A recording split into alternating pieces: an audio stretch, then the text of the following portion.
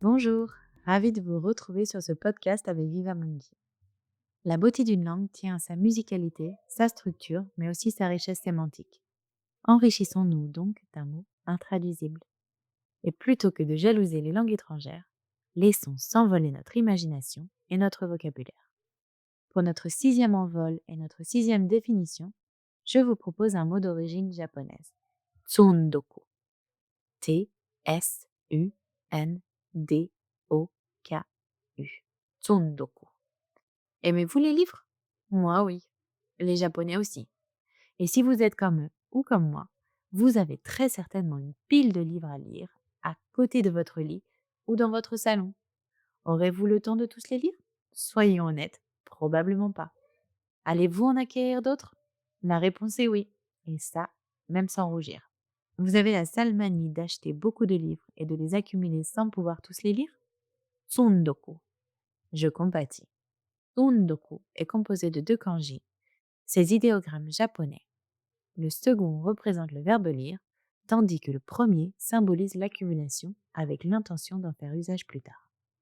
Japonais, le terme est issu du mélange de deux mots, tsunde oku et doku shou. Le premier renvoie au fait d'accumuler des choses pour les utiliser plus tard et le second au livre. Tsundoku, c'est l'image du vieux professeur ou du jeune doctorant qui amasse une pile de textes, de livres variés avec la promesse de les lire un jour. Mais le fera-t-on vraiment? Tsundoku, c'est la rencontre entre la passion des livres, l'accumulation compulsive et l'esprit d'entreprise. Une rencontre aux saveurs littéraires multiples et addictives. Certains attendent toute une vie pour découvrir la recherche du temps perdu.